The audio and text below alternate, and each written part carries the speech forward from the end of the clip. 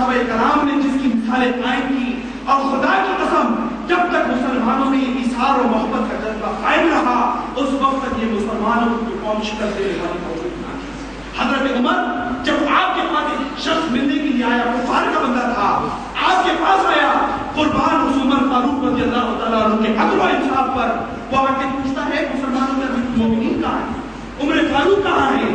فرمایا فلاں جگہ چلے جاؤ، دیکھو ابھی تو میں نے اونٹ چلاتے ہوئے دیکھا۔ فرما کے وہ شخص نکلا، جا کر دیکھتا ہے درخت کے نیچے سیدنا عمر فاروق رضی اللہ تعالیٰ عنہ آرام سے لیٹے سو رہے۔ دیکھا تو پاس جا کے کہتا ہے عمر خدا کی قسم اس آرام کی نیند وہی بادشاہ سو سکتا ہے جس نے اپنی رعایا کے اندر عدل و انصاف کا قیام کیا، ورنہ بادشاہ اپنی جانوں کو بچانے کے لیے سیکورٹی لگاتے ہیں، بادشاہ اپنی جانوں کو بچانے کے لیے فوج اکٹھی کرتے ہیں، مگر قربان عمر تیرے عدل و انصاف پر ایسا عدل و انصاف کا کام کر کے دکھایا ہے کہ دنیا میں ماننا پڑا، کوئی تیرا مخالف نہ بن سکا، بلکہ ہر کوئی تیرا معاون بنتا چلا گیا، اس لیے بڑے آرام سے کھلے میدان میں ترقی کی۔ میرے دوستوں یہ مشن کی یہ فکر کو عام کرنا، اس بات کو سمجھ لینا، یہ اس وقت کی سب سے اہم ضرورت ہے کہ اسلامی روحانی مشن انہی خطوط کے اوپر اس مشن کو ان لوگوں کو آگے لے کرنا چاہیے۔ مرشد کریم کا پیغام یہی ہے کہ یہ مسلمان آپس میں ایسے شیر شکر ہو جائیں کہ اگر کسی مسلمان بھائی کے پاؤں میں کانٹا چھپ جائے تو میری اور آپ کی آنکھ کو سکون کی نیند نہیں آنی چاہیے، میری اور آپ کی آنکھ بھی بے چین رہے کہ ہمارا مسلمان بھائی بے چین ہے، ہمارے مسلمان بھائی تکلیف میں ہے۔ اگر ہمارا مسلمان بھائی کوئی بھوکا ہو تو ہمارے پیٹ میں بھر کے لقمے نہیں جانے چاہیے، ہمارے پیٹوں میں مرغ مسلم نہیں جانا چاہیے۔ اگر ہمارے مسلمان بھائی بھوکے ہیں ہمیں اپنے لقمے ان کے منہوں میں ڈالنے کا جذبہ پیدا کرنا پڑے گا۔ میرے دوستوں اگر ہمارے مسلمان بھائی ننگے ہیں اپنی قمیصیں اتار کر ان کے ستر کو ڈھانپنا ہماری ذمہ داری بن جائے گا۔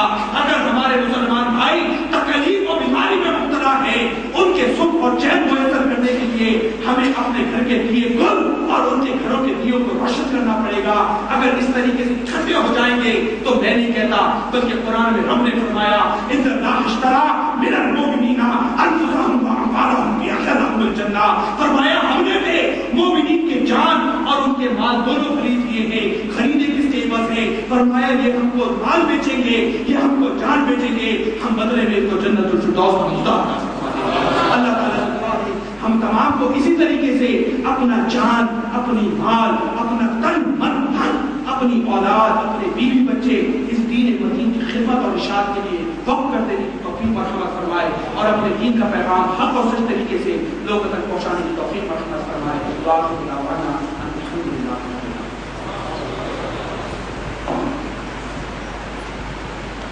تمام مرکزی ناظرین سے گزارش کی جاتی ہے کہ وہ ڈائس کے بائیں جانب ناظم اعلیٰ کے پاس تشریف لے آئیں۔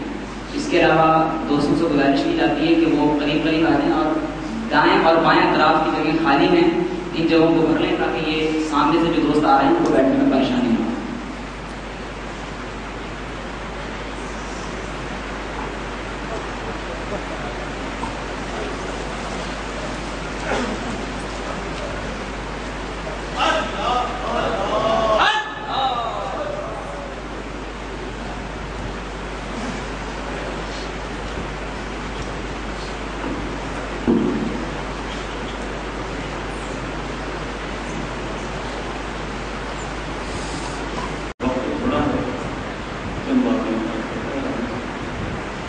خلاصہ تصوف کے حوالے سے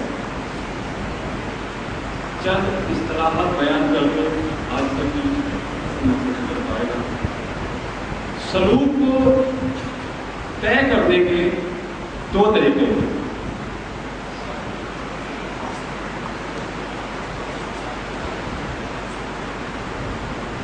اللہ کی معرفت کو حاصل کرنے کے، محبت کرنے کے دو طریقے ہیں۔ نمبر ایک اجمالی طریقہ اور نمبر دو تفصیلی طریقہ۔ اجمالی طریقے میں ذکر حق تعالی یا محبت شرع اور اتباع شریعت اس سے ظاہر کی درستگی حاصل ہوگی اور